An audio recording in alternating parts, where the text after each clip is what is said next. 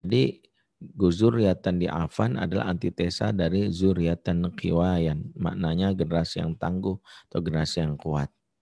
Orang tua harus menjadikan peringatan dari Allah ini sebagai sebuah ya pengingat bagi dirinya, jangan sampai meninggalkan anak-anak yang lemah.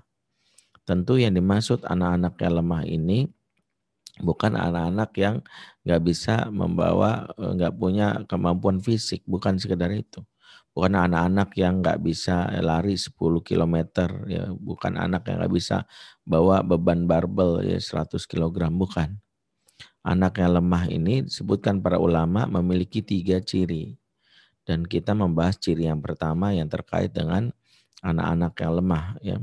Yang pertama adalah zuriyah yang disebut generasi yang lemah disebut ad-dha'fu 'alal masyaqqah. Anak yang lemah cirinya adalah yang tidak mampu menghadapi ujian kesulitan. Ini yang pertama. Yang kedua, ad-dha'fu 'ala syahawat. Anak lemah adalah tidak mampu menghadapi ujian syahwat. Mudah tergoda, gampang terpengaruh. Dan itu yang disebutkan dalam hadis sebagai generasi ima'ah, yaitu generasi ikut-ikutan. Dan yang ketiga, anak yang lemah adalah yang disebut adalah ad-dha'fu 'alal ghadab, yang tidak bisa mengendalikan dirinya dari rasa marah, tidak bisa mengendalikan amarah. Jadi anak-anak yang emosional, marah sedikit, banting piring, banting handphone, banting pintu, sejatinya adalah anak yang lemah. Nah, hari ini kita membahas bagian pertama tentang mendidik anak yang tangguh, bagaimana anak kita menghadapi situasi sulit. Terutama yang kita sadari bahwa dunia ini memang tempat kita bersaing.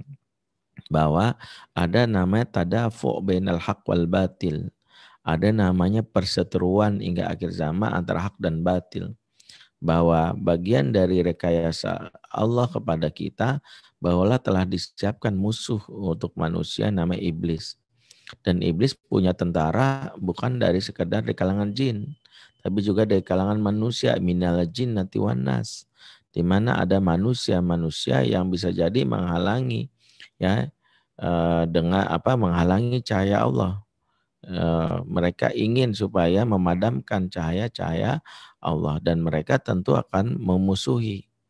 Tentu dalam hal ini bukan kita mengajarkan anak kita permusuhan, namun kita mengajarkan anak kita ketangguhan. Sebab jika anak yang soleh tetapi tidak tangguh, maka seperti layaknya pedang yang dibawa sarung atau dipakaikan sarungnya tidak bermanfaat.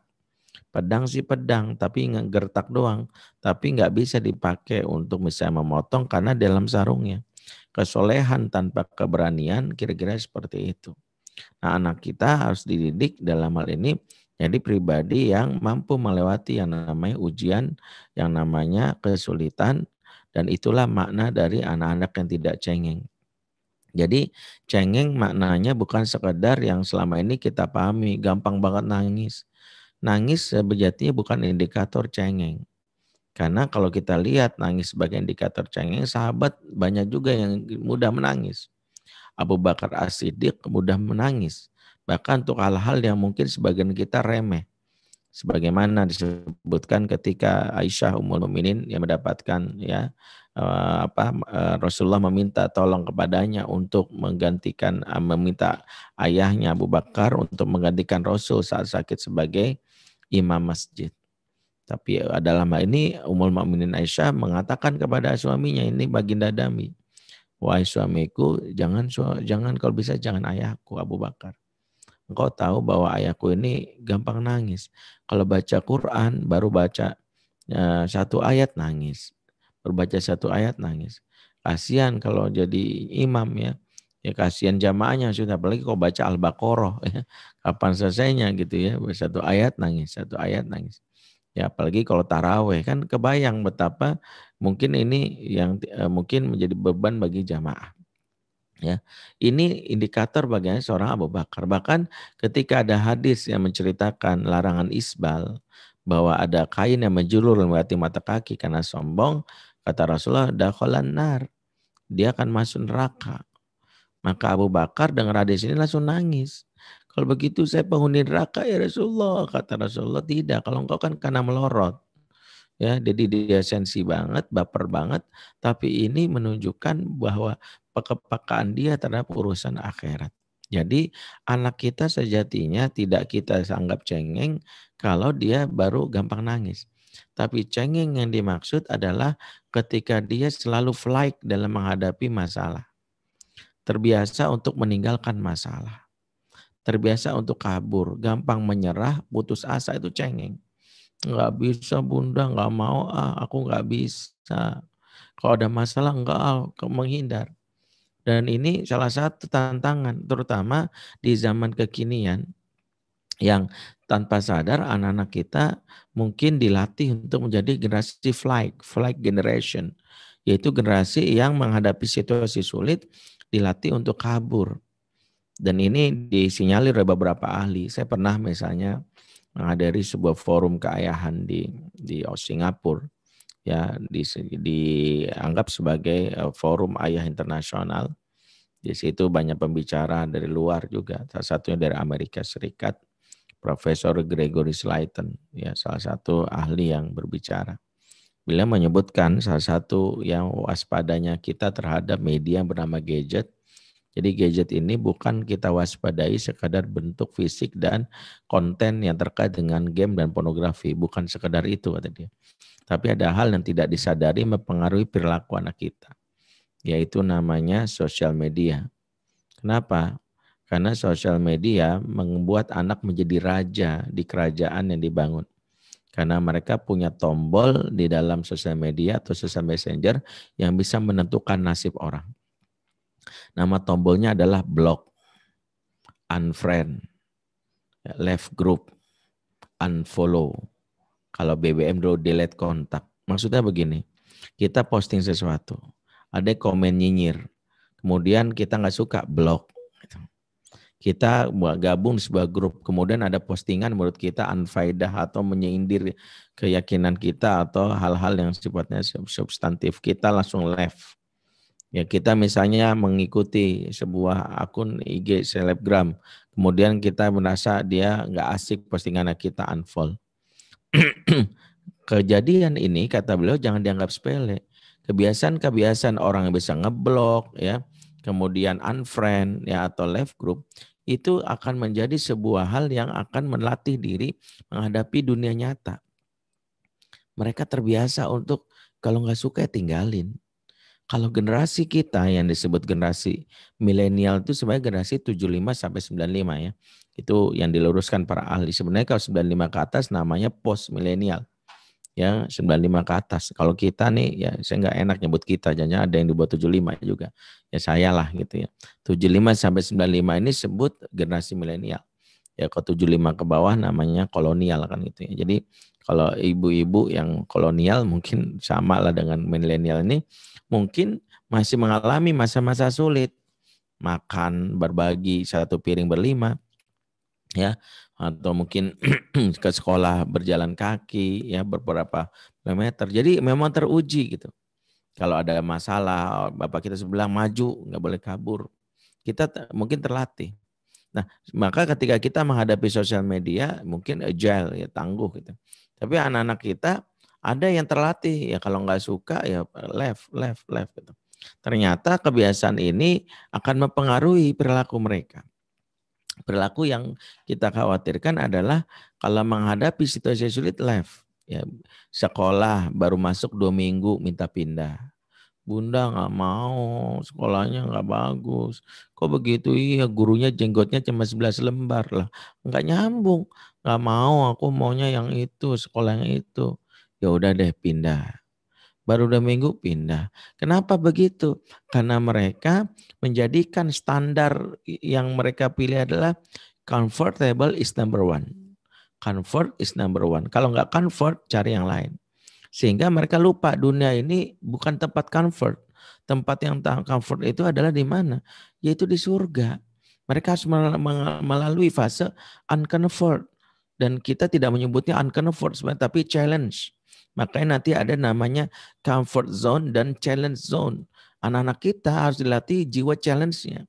Bukan untuk menganggap bahwa kita wajib uncover. Ada orang yang justru ketika challenge justru comfort, ada. Misalnya beberapa orang yang senang beradu adrenalin tuh.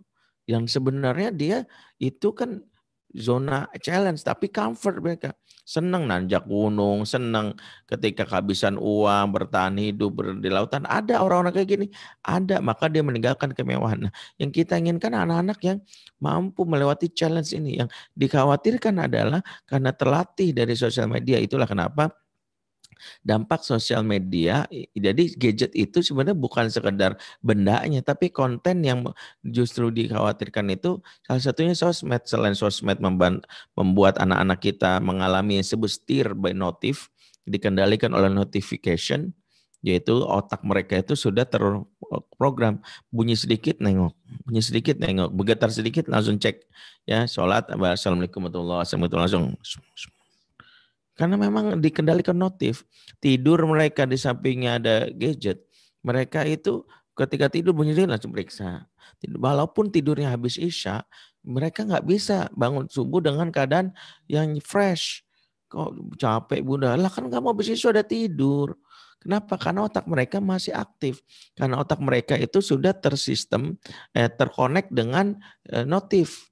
Itulah mengapa salah satu saran terbaik yang saya terima waktu saya ikut kuliah di sana itu, ya gerakan mematikan notif, mematikan dering, mematikan getar. Jadi kita nggak terkonek karena memang dalam ilmu psikologi ada namanya teori yang disebut behavior itu. Ya, mempengaruhi behavior, modifikasi behavior itu sesuatu dengan bunyi-bunyian. Ya kalau kita terbiasa bunyi dengar ini langsung terkoneksi, itu yang bahayanya. Nah kembali, anak kita ya terlatih dalam dunia nyata, nggak suka pindah. Nanti kalau lulus sekolah menjadi seorang karyawan juga nggak tahan. Ya makanya salah satu nasihat kawan saya juga HRD di sebuah perusahaan. Saya nih Ustadz kalau misalnya ada nerima karyawan baru dengan CV tebal, sementara dia fresh graduate, mohon maaf saya langsung buang ke tempat sampah, nggak saya terima. Saya bilang bukannya kalau CV-nya tebal itu tandanya dia hebat. Maaf Ustadz, itu bukan pengalaman kerja, itu pengalaman resign. Jadi bukan pengalaman kerja, pengalaman resign. Itu tandanya dia nggak agile, nggak tangguh. 2 bulan pindah. Kenapa? Apaan bos galak banget, malas gue. Kayak gitu. 2 bulan lagi pindah, apaan itu? Lu kenapa sih pindah lagi? Gajinya kayak gitu. Lu tahu kan sekarang butuh banget kita untuk ini beli ini. Gaji di Jakarta masih gitu. 2 bulan lagi pindah. Kenapa sih lu pindah lagi? Apaan ya? Berarti tim gue gak asik banget. Ya gue gak nyambung kalau sama dia. Anak-anaknya begitu banget. 2 bulan lagi pindah. Jadi banyak CV-nya. Dan kita yang bagi orang-orang yang tidak memahami psikologi manusia akan memahami, wih hebat loh, dalam setahun udah pengalaman di mana-mana. No, justru kita akan menyimpulkan nih orang nggak tangguh nih, agile. Ya, saya waktu dapat amanah ke ngisi kajian di Freeport, 10 hari atau 12 hari saya lupa ya, saya berkeliling dan saya diskusi dengan direktur utamanya waktu itu Freeport, saya lupa nama siapa. Ya waktu itu bulan Ramadan habis buka puasa dan dia cerita, Ustadz kami merekrut karyawan baru Freeport sekitar 4.000 lagi Ustadz, karena karyawan butuhkan 32.000 tapi ada yang mundur dan kawan kami baru 28.000 jadi butuh 4.000 lagi. Tapi kami mungkin menurunkan standarnya. Saya waktu ada kalimat kami mungkin menurunkan standar, saya bertanya, kenapa turunin Pak? Ya sekarang tuh susah Ustadz mencari angkatan saya. Kalau angkatan saya itu perintis, yang bangun sampai ke atas gunung itu namanya Haji siapa itu. Yang kita bisa 6 bulan di atas gunung Grassberg itu. Kita bisa di bawah tanah itu. Kalau sekarang anak muda zaman now ini, baru sebulan aja, baru tugasin sini udah pada minta ya macam-macam tuntutannya, nggak tahan lah, nggak manusiawi dan nggak perusahaan gitu. Jadi sampai sebegitunya. Jadi ini nanti berkaitan dengan yang namanya pola asuh. Dan yang lebih fatalnya ini yang kita khawatirkan nanti saat berumah tangga, karakter anak-anak yang doif, yang lemah ini nanti apa-apa tuh cerai, ya. Mudah cerai itu salah satunya karena tidak bisa menghadapi yang namanya situasi sulit menghadapi pasangan. Ya, ketika tahu istrinya kalau pakai pensil alis kelamaan cerai gitu ya. Banyak waktuku terbuang untuk kamu hanya untuk pakai pensil alis. Atau ketika si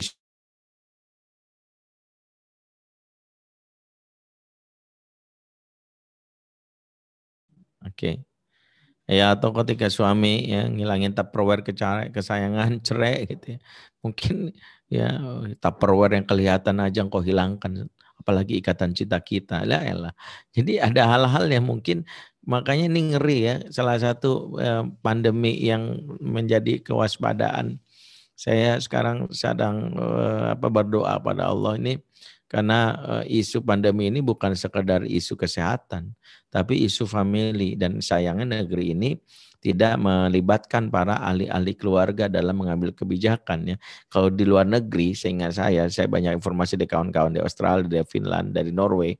Kalau pemerintah di sana termasuk New Zealand itu kalau berkaitan dengan pandemi mereka melibatkan ahli keluarga untuk menentukan polisi gitu, kebijakannya gitu. Nah kalau negeri ini kayaknya enggak gitu, cuman ahli kesehatan doang.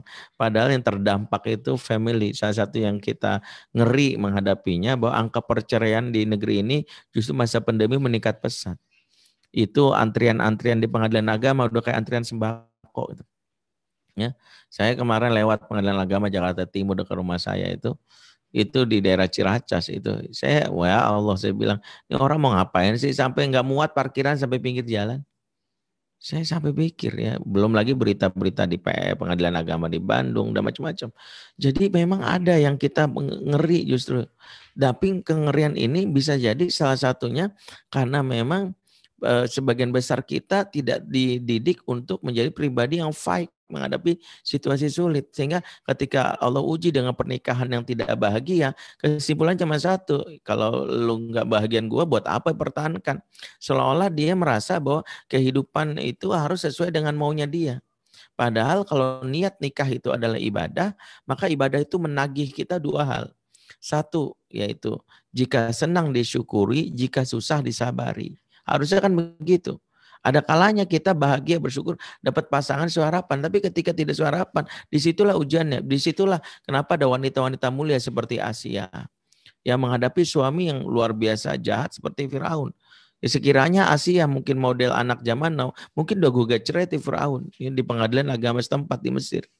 Ya, tapi sejarah nggak mencatat itu. Bagaimana seorang yang namanya Nabi Nuh menghadapi istri yang kafir.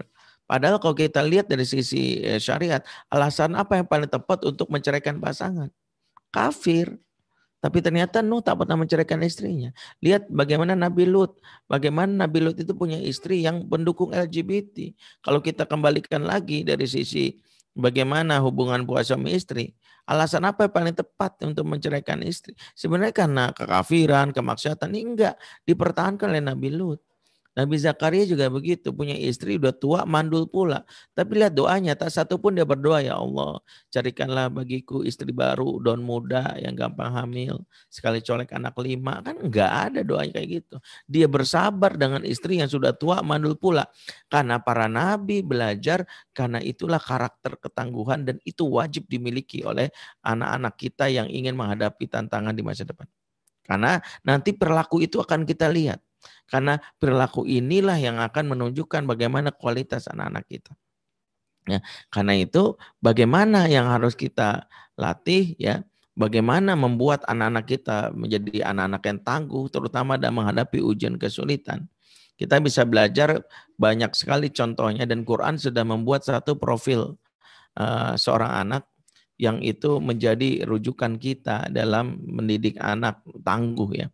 Dan dari 3 ciri yang saya sebutkan tadi, ad-dha'fu ya alal godo, ad-dha'fu alal masyaqqah, ad-dha'fu alal alal syahwat, ad-dha'fu alal ghadab, itu ternyata tidak dimiliki oleh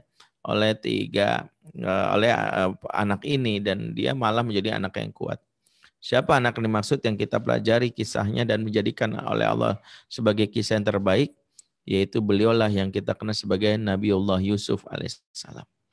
Nabiullah Yusuf alaihissalam kisahnya diceritakan dalam Al-Quran sebagai kisah yang terbaik. Nahnu naqussu alaika ahsanal qasas. Kami ceritakan kepadamu Muhammad kisah yang terbaik.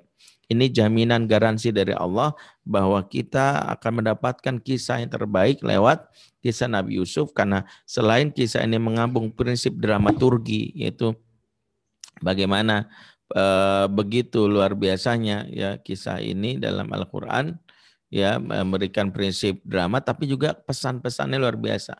Terutama kisah tentang ketangguhan seorang anak, ketangguhan seorang anak. Dan itulah Yusuf yang seringkali dijadikan suratnya sebagai bacaan doa oleh sebagian ibu-ibu kalau lagi hamil, kan begitu ya. Cuman ibu-ibu justru salah kaprah kan, lagi hamil, kenapa Bu baca surat Yusuf? Kan biasanya begitu. Jawabannya ya biar anak saya ganteng Ustadz kayak Yusuf kan gitu. Saya bilang nggak mungkin Bu, ya ibunya kan kayak gini gitu, bapaknya kayak gitu ya, ibu ya sadar diri lah maksudnya, nggak usah maksain ganteng juga ya, karena ganteng tuh genetik Bu, artinya kalau memang suaminya sama istrinya gitu itu terima nasib, mama nggak mungkin gantengnya dipaksain kayak Yusuf. Saya bilang ini sebagian ibu-ibu yang baca surat Yusuf akhirnya merasa di PHP-in sama surat karena salah paham. Perasaan gue udah baca surat Yusuf kok anakku jadi begini juga ya. Operasi plastik lagi nih kan gitu. Karena memang bukan itu yang dimaksud para ulama untuk baca surat Yusuf. Karena kalau diminta meniru kegantengan Yusuf, saya katakan nggak mungkin bisa. Kenapa nggak mungkin bisa? Karena kegantengan Yusuf itu udah ganteng semaksimal-maksimalnya manusia. Rasulullah bahkan menyebut kegantengan Yusuf dengan kalimat utiya Yusuf bisyatril husni. Yusuf itu dikasih setengah ketampanan laki-laki di muka bumi. Jadi ketampanan Yusuf itu setengah semua laki-laki di muka bumi itu setengahnya. Ya. Jadi milik Yusuf setengahnya itu. Yang setengah lagi dibagi-bagi sama laki-laki sejagat. Ya, saya aja mungkin dapat ampasnya, saya aja nggak tahu dapat apa enggak itu.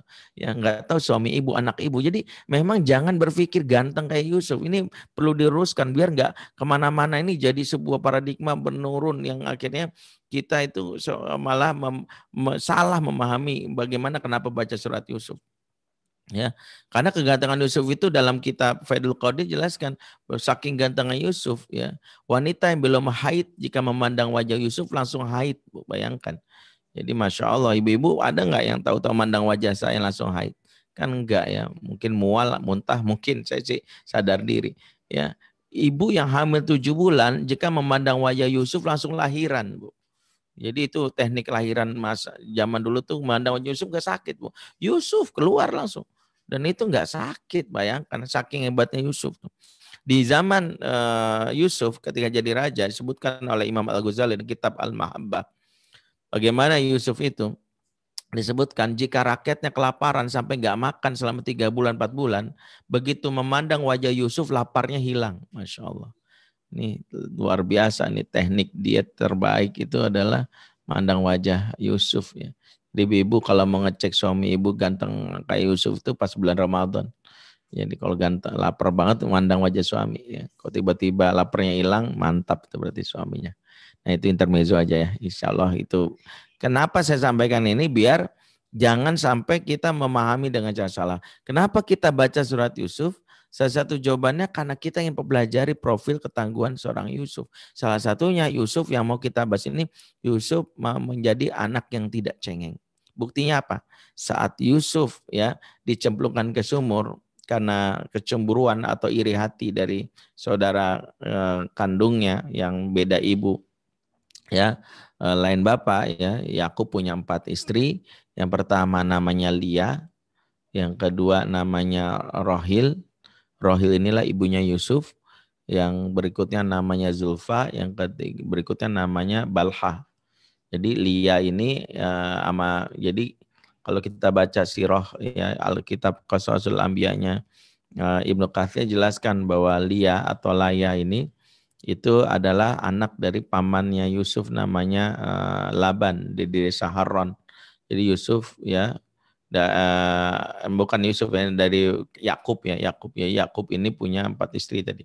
Ya, Yakub itu ketika berangkat dari kampungnya ke desa pamannya, yaitu dia bertemu dengan pamannya yaitu Laban.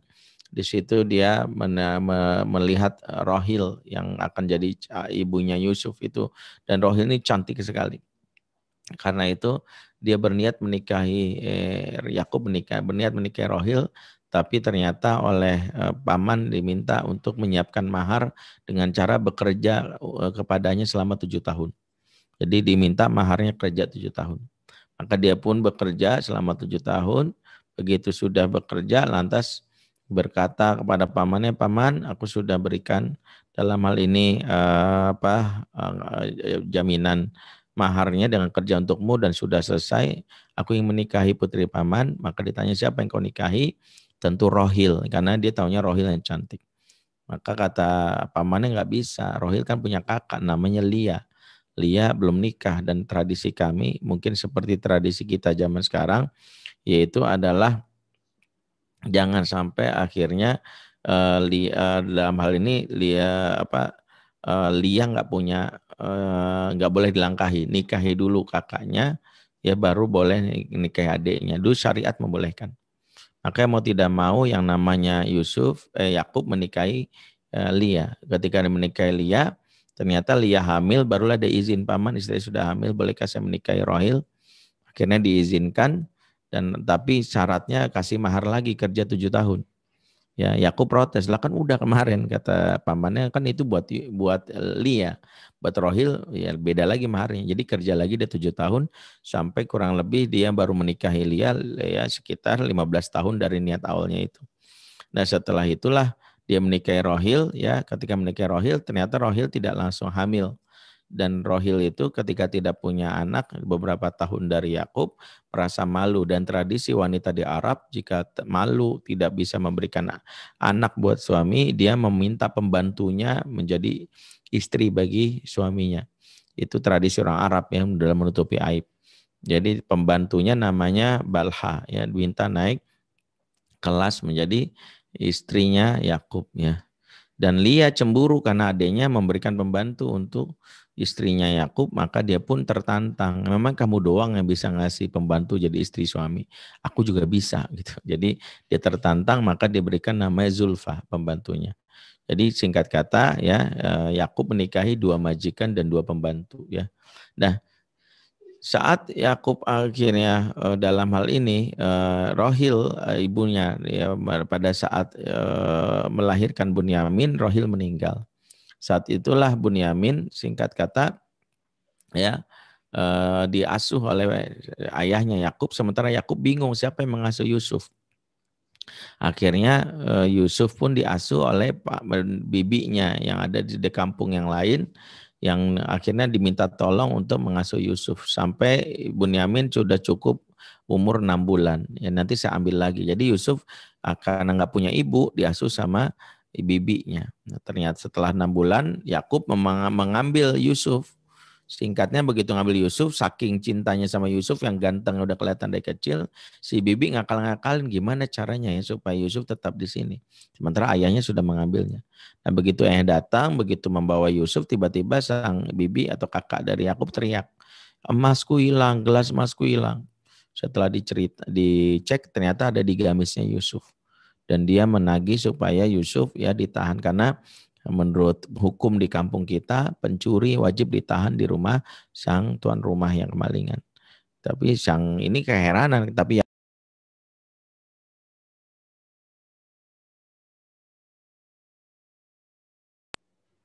oke. Tapi dipikir ini strateginya, makanya Yusuf dibiarkan ditinggal oleh bibinya kurang lebih selama 3 tahun. Sampai umur 5 tahun barulah Yakub mengambil kembali Yusuf dalam hal ini.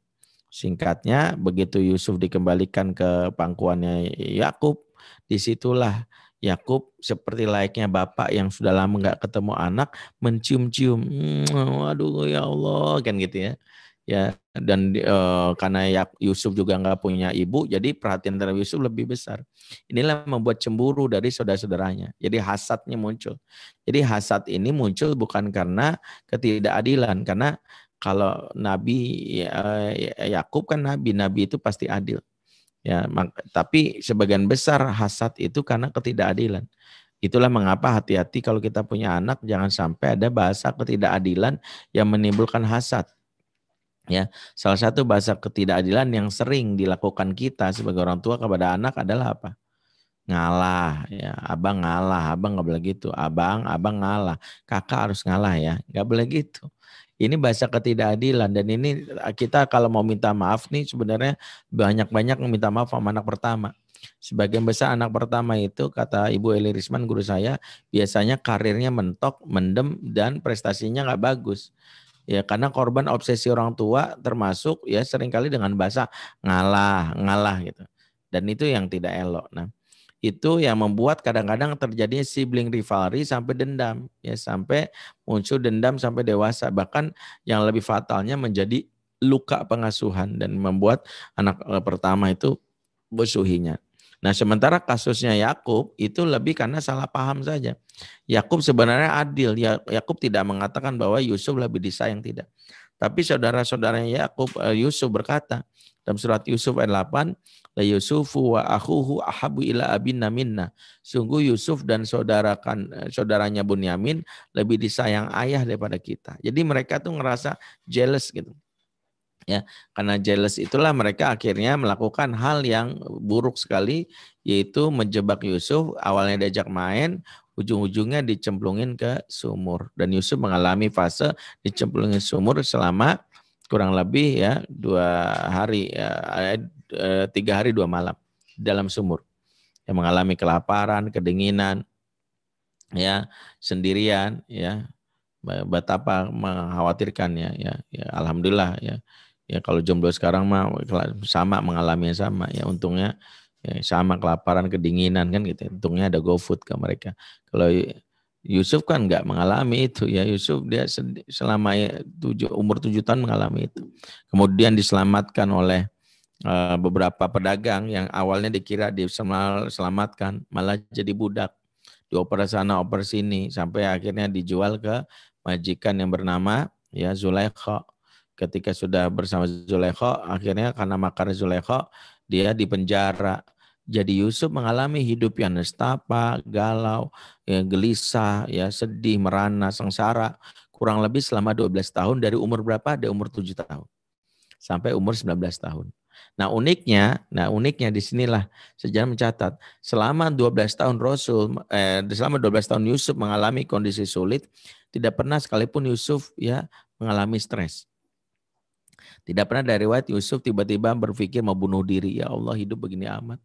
Buat apa wajah ganteng tapi ya terlunta-lunta begini, mendingan mati aja. Enggak ada. Enggak ada cerita Yusuf melakukan percobaan aksi bunuh diri gitu ya, menyilet-nyilet badannya. Nah, ini ternyata menarik betapa dari umur 7 tahun. Jadi riwayat yang kuat mengatakan dari 7 tahun, bayangkan 7 tahun mengalami masa sulit ya. Ya, jadi sulitnya enggak tanggung-tanggung, cemplungin ke sumur. Karena kita 7 tahun ya baru kehilangan permen Kinder Joy-nya aja nangis guling-gulingan. Ya, mama itu tadi yang tadi beli di Indomaret tuh sampai guling-gulingan, nggak mau makan gitu ya. Nah karena itulah ini menjadi salah satu yang menjadi salah satu pelajaran buat kita.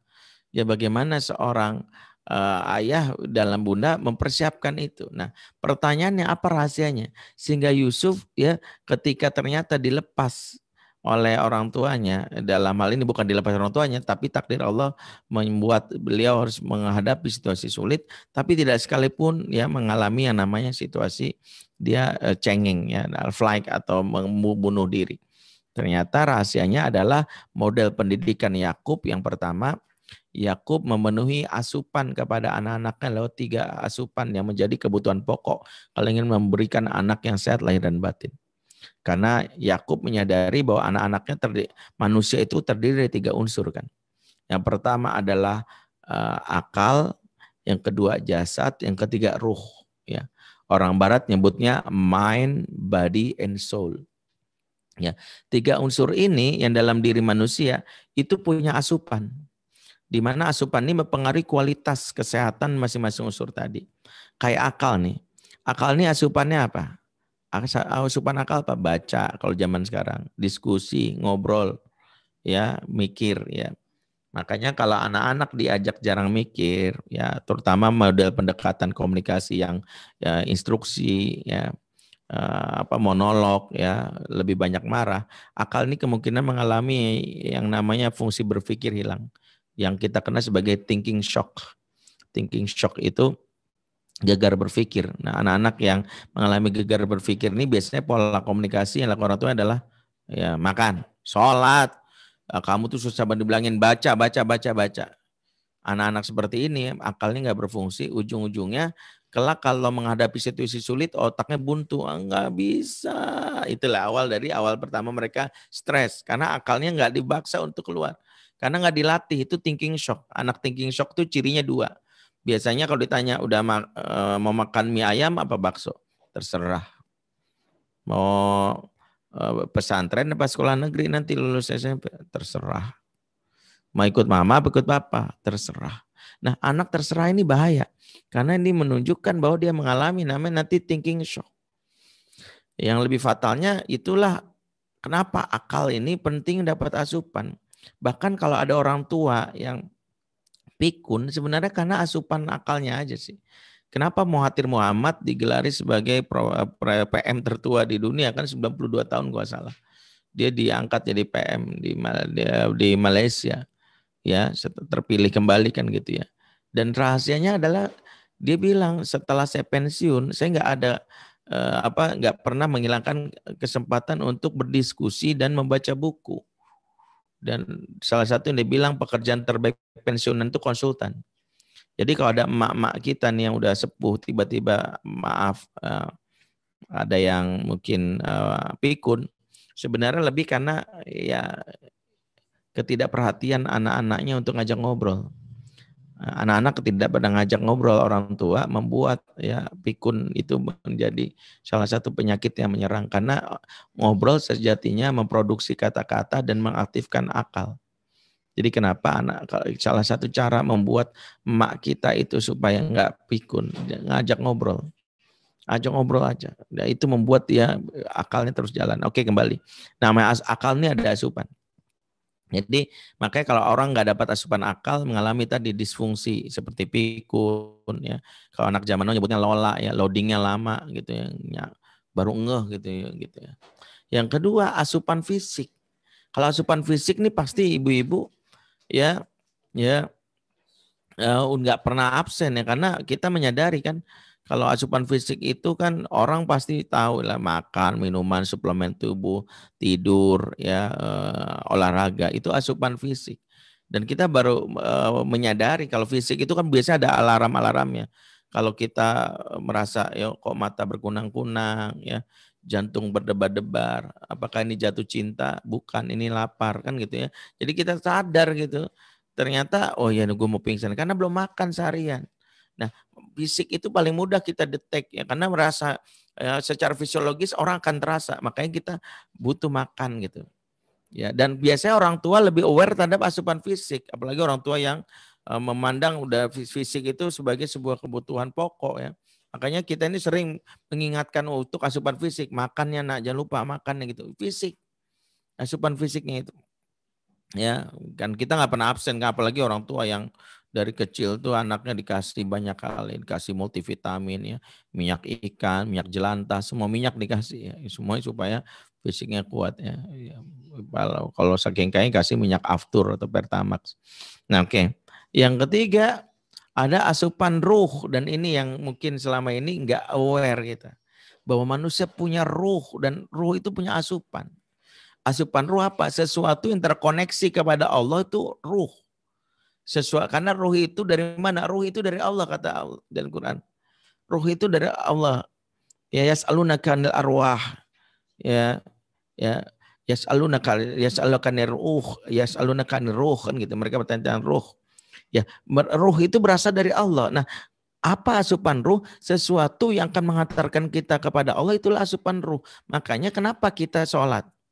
Sholat itu jangan dimaknai kebutuhan Allah, salah. Selama ini kita menyangka sholat itu seolah-olah kalau kita nggak sholat, Allah itu kayaknya rugi gitu. Allah nggak rugi. Semua manusia kafir juga Allah tetap dengan statusnya. Emang Allah kayak DPR atau presiden bisa mosi tidak percaya gitu. Ya semua manusia melakukan mosi tidak percaya pada Allah. Nggak ngaruh juga sama Allah. Bahkan dalam sebuah hadis, sekiranya seluruh manusia di muka bumi ini pun ya beriman semua, Allah nggak naik derajatnya. Biasa aja sama Allah punya kekuasaan yang tetap gitu. Nah, Kita sholat karena kita menyadari bahwa ini kebutuhan kita. Karena ruh kita butuh makanan wajib. Ada makanan wajib, ada makanan pokok, suplemen. Yang sholat wajib, ibadah wajib itu kayak makanan-makanan wajib kita. Suplemennya seperti vitamin apa? Sholat sunnah, ya sodako, baca Quran, itu suplemennya. Nah, ketika seseorang itu dalam hal ini absen dalam urusan terkait asupan ruh, anak-anak kita tidak pernah dikenalkan asupan ruh, tidak pernah dikasih tahu bahwa makanan itu akalna, fisiknya, ruhnya, maka dia akan tumbuh secara zohir, secara nampak itu seorang fisiknya kuat. Tapi perhatikan banyak yang jiwanya lemah. Makanya jangan heran kok kita temui kok ada orang yang badannya gede, otot six pack tapi jiwa ngondek, kan banyak. Anak-anak yang kelihatan tuh otot six pack ngondek, begitu jatuh cinta bunuh diri. Saya pernah nanganin misalnya kasus yang kayak gitu ya. Ada yang lebih contoh yang di sebuah koran Warta Kota nggak salah. 2 adik kakak beradik ya di Bandung tuh lompat membunuh diri dari lantai 14 balkon apartemennya gara-gara terlibat utang piutang. Jadi nggak bisa menghadapi itu, bunuh diri. Seorang polisi yang secara fisik kan kuat di daerah Banjarnegara ya, nembak dirinya, jeger gitu ya. Kenapa? Karena ternyata pacar kekasihnya selingkuh atau nikah sama yang lain. Dia nggak sanggup bunuh diri. Jadi betapa kita dapati orang-orang yang tidak siap secara ruh, makanya dia menyakiti hidupnya dengan cara seperti itu. Ya, itulah mengapa salah satu yang menjadi PR yang menjadi pendidikan kita adalah pendidikan terkait dengan pendidikan ruh, dan itu dimiliki Yusuf. Salah satu yang ditanamkan ya oleh ayahnya Yakub, oleh Yakub kepada anak-anaknya Yusuf, kepada anak-anak Yakub adalah yaitu ketika Yakub mengajarkan ya innama ashku bathi wa huzni ilallah. Ini salah satu nasihat penting di mana mungkin anak-anak kita harus mendapatkan nasihat ini persis seperti nasihatnya Yakub pada anak-anaknya. Apa? Sesungguhnya aku mengadukan keluh kesahku hanya kepada Allah. Jadi anak kita dilatih untuk apa-apa curhat kepada Allah. Boleh curhat ke mama, tapi lebih hakiki kepada Allah. Karena mama suatu saat akan hilang, akan tiada. Tapi Allah akan terus ada. Dan engkau akan selalu bersamanya. Ya ini rahasianya. Nah rahasia pertama, dan ini terkait dengan yang namanya ruh itu. Dan itu yang mungkin kenapa kita juga jangan kagum dengan pendidikan di luar pendidikan Islam ya. Mohon maaf ya, walaupun mungkin kita nggak banyak ngambil ibrohnya. Misalnya waktu saya ke Jepang itu, sebagian kawan-kawan sana dengan bangganya bilang, Ustadz tuh harus banyak mengambil pelajaran dari pendidikan anak-anak di Jepang. Anak Jepang tuh tangguh ya, luar biasa, antri. Saya bilang, oh gitu ya. Masa sih? Gitu. Iya Ustadz, ya mereka tuh tertib gitu. Saya awal mula mencoba ya, namanya hikmah itu kan milik kaum muslimin tercecer jangan di Jepang. Tapi setelah saya di sana dan banyak berdiskusi, nyata justru angka bunuh diri paling tinggi itu di Jepang. Betapa Jepang dalam ini gagal mendidik anak-anak mereka untuk survive. Contoh sederhana adalah 2 kakak beradik. Satu diterima di kampus negeri, satu enggak. Yang satu bunuh diri. 2 mahasiswa, satu terima di perusahaan bonafit, satu enggak, bunuh diri. Mereka enggak bisa gitu. Dan sekarang itu yang lagi membuat pusing para psikolog di Jepang itu budaya hidup namanya hikikomori. Mungkin pernah dengar ya. Hikikomori itu dilakukan sebagian generasi muda Jepang dengan cara melarikan diri dari dunia sosial, cukup bermodalkan wifi dengan gadget, dan mereka mengasingkan diri di sebuah tempat tanpa berinteraksi sosial. Cukup mereka bermodalkan gadget, wifi, hidup selama-lamanya kata mereka. Mereka mau gak perlu nikah karena bisa memuaskan syahwat lewat virtual sex. Mereka mau cari kerja, caranya cukup main Mobile Legends, ngumpulin nanti jual ininya. Makan tinggal order online. Banyak mereka lakukan, dan ternyata tahun 2018 waktu saya ke sana dan saya dapat diskusi sana, hikikomori itu sudah, sekte ini sudah sampai 200.000 orang. Itu kok dicatat sebagai pengikutnya. Jadi jangan dulu bangga dengan hal-hal yang terkait dengan di luar Islam, karena sejatinya nampaknya mereka tangguh di luar tapi rapuh di dalam. Nah, Islam mengajarkan sumber kekuatan itu ada di ruh. Itulah mengapa kita menyadari betapa kuatnya dan betapa menyerahnya bagaimana Belanda dalam menghadapi seorang jenderal yang secara fisik itu badannya kecil, krempeng, maaf saya sebut ini jangan, bukan berarti melecehkan ya, kurus, krempeng, bahkan penyakitan. Tapi membuat Belanda itu kocar-kacir boleh dibilang. Ya, siapa yang dimaksud? Jenderal Sudirman. Ya, bayangkan Belanda itu benar-benar gerah dan ini orang susah banget nih.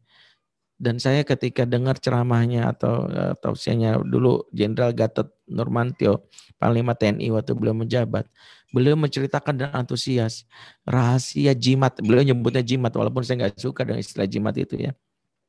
Ya, saya bilang beliau tuh punya rahasia yang membuat yang namanya jimatnya membuat dia menjadi pribadi yang kuat. Nama jimatnya adalah beliau merutinkan siam di siang hari, kiam di malam hari. Siam wa qiyam. Makanya beliau nyebutnya SQ. SQ itu spiritual question, itu cuma dua tadi. Yaitu namanya siam wa qiyam. Ya kalau ngomongin SQ, nggak kata dia mau ngomong rajin puasa, rajin sholat malam gitu. Dengan cara itulah Allah memberikan kekuatan. Maka itu suplemen atau boleh dibilang jimatnya Jenderal Sudirman. Kalau siam dan qiyam yang sunnah aja dikerjain, apalagi yang wajib, itu kira-kira pengambilan kesimpulannya harusnya seperti itu. Nah, maka ini menjadi sebuah isyarat. Betapa di Palestina ada seorang syekh tua yang lumpuh seluruh anggota tubuhnya. Hanya lisannya saja yang meluncur bisa ngomong. Dia cuma pakai kursi roda, jenggotnya memutih, tapi membuat Israel kocar-kacir, ya, benci banget sama orang ini. Kalau lisannya keluar dari syekh ini, puluhan ribu pemuda bisa menggerakkan batu kerikil untuk menghancurkan tentara Israel dengan bermodal batu kerikil yang disebut gerakan Intifadah itu. Siapa yang dimaksud? Syekh Ahmad Yasin. Secara fisik dia lemah ya, tapi bayangkan tidak mampu membuat gentar musuh karena kekuatan sejatinya bukan di fisik tapi ruh. Itulah mengapa di masa pandemi ini yang bisa membuat survive itu bukannya banyak duit, bukan fisiknya kuat, tapi yang ruhnya kuat. Ibu-ibu yang mudah stres menghadapi pandemi bisa jadi karena lupa bahwa protokol pengajaran itu bukan mempersiapkan materi pengajaran. Salah. Protokol pengajaran ibu-ibu kalau ngajar itu mulai dari spiritualitas. Gak mungkin Allah kuatkan. Jangan ngajar sebelum pastikan ibu sudah zikir. Jangan ngajar di rumah sebelum ibu dalam keadaan berwudu. Jangan ngajar sebelum ibu sudah sholat sunnah 2 rakaat. Jangan ngajar sebelum minimal menyimak tausiah-tausiah dari para sahabat. Kenapa? Ini mampu membuat ibu bisa survive. Tapi betapa banyak ibu yang cuma ngandalin sisi psikologinya doang, belajar komunikasi, akhirnya jebol. Biar bagaimanapun yang menguatkan itu adalah Allah Subhanahu wa taala. Jadi ini rahasia pertama. Allah kuatkan Nabi Yusuf di tengah tribulasi yang dahsyat sehingga dia mengalami kesulitan karena salah satunya ada seperti itu. Nah, ini sebenarnya berkaitan dengan kekuatan. Nah, ini baru sisi pertama ya, saya nggak nyangka udah 1 jam saya ngomong nih ya. Padahal ini baru pengantar doang, materinya panjang. Oke lah, saya lanjutkan sedikit aja. Cukup itu belum? Ya, artinya secara teknis bahwa ruh itu menjadi sesuatu yang penting. Yang kedua, apa yang membuat anak tangguh? Ternyata ketangguhan seorang Yusuf dan juga menjadi bagian karena dia ayahnya sangat memperhatikan kebutuhan dasar anak tangguh, yaitu namanya tender love. Tender love adalah kebutuhan akan rasa nyaman yang diperoleh dari ibu atau wanita yang membuat dia memberikan efek kekuatan dalam diri. Merasa dicintai adalah salah satu cara membuat orang survive. Anak-anak yang tidak merasa dicintai, ya jatuhnya adalah ke mental. Nah, Yusuf merasa dicintai dan dia dapat pertama dari figur selain ayahnya, dari figur ibu penggantinya dari bibinya. Itulah cerdasnya seorang Yakub. Begitu dia tahu bahwa ibunya Yusuf wafat, meninggal, maka dia berpikir gimana caranya Yusuf gak kehilangan figur ibu. Ya, sementara saya sibuk. Salah satunya dia mendapatkan figur dari mana? Ibu pengasuhnya itu adalah dalam hal ini adalah bibinya. Ya, saya lupa namanya. yang ada di desa sebelah. Nah, itu kebutuhan Yusuf. Ya, seorang anak yang tidak mendapatkan yang namanya tender love, ya, dalam hal ini kekuatan dari seorang ibu, maka menjadi pribadi yang gelisah, ya, menjadi pribadi yang remuk, tidak percaya diri, mentalnya jatuh. Itulah mengapa jangan sepelekan. Salah satu riset menyebutkan pelukan dari seorang ibu, kata-kata positif itu direkam oleh anak menjadi sumber ketangguhan. Itu dari seorang ibu. Kalau ayah namanya tough love. Tough love ada cinta yang membuat anak siap menghadapi dunia luar. Itulah kombinasi menarik. Seorang ibu memberikan efek dari dalam, yaitu memberikan rasa nyaman, dan terutama di umur 0 sampai 2 tahun pertama, ditambah nanti umur dia sebelum tamyiz, umur 5 tahun, itu wajib dimiliki. Kalau tidak bahaya. Nah, kalau anak, makanya pastikan anak kita penuhi kebutuhan dasarnya, yaitu pelukan. Ya, kita bisa melihat misalnya anak-anak yang bermasalah, ya, menghadapi masalah hidup dengan stres, bunuh diri karena kurangnya kasih sayang, asupan cinta. Ya, itu juga pelukan penting. Bagaimana salah satu saran para ahli adalah memeluk anak minimal 7 detik. Minimal tuh. Dan bukan pelukan, namanya dekapan. Kalau meluk itu antara ujung tangan kanan ujung kiri nggak nyambung. Kadang gini doang tuh. Kalau dekap tuh begini, Bu, seperti bersedekap. Makanya yang benar tuh anak didekap, karena dekapan ibu atau dekapan ayah rasa nyamannya seperti seorang pada saat dia di dalam rahim. Dan yang paling penting saat didekap akan ada muncul hormon yang memberikan antibodi, namanya hormon happiness, yaitu namanya dopamin, oksitosin, serotonin, dan endorfin. Pastikan dipeluk selama kurang lebih 7 detik. Ya, tapi jangan bawa stopwatch juga ya, harus dihitung ya, dihitung. Tuh, wah, enggak juga ya. Ya rasa-rasa aja lah. Lebih juga jangan perhitungan banget, Bu. Ustadz udah kelebihan banget nih anak saya dipeluk. Ya pelit amat, Bu. Ya enggak usah ini juga mentang-mentang pakemnya 7 detik harus 7 detik juga. Udah lewat 7 detik enggak boleh dipeluk lagi. Bukan, minimal 7 detik. Anak yang merasakan dekapan dari kecil maka membentuk pribadi yang mentalnya kuat. Itulah dialami oleh Yusuf. Dia tidak merasakan kegelisahan. Kenapa? Karena dia merasa dicintai. Dari ibunya, walaupun ibunya sudah meninggal, dari bibinya, dari juga jiwa-jiwa yang resah, gampang putus asa, bunuh diri. Biasanya jiwa yang merasa sendirian. Gak ada yang sayang sama aku. Gak ada yang peduli sama aku. Jiwa-jiwa inilah yang rentan mengalami yang namanya ya perilaku yang rusak dalam diri.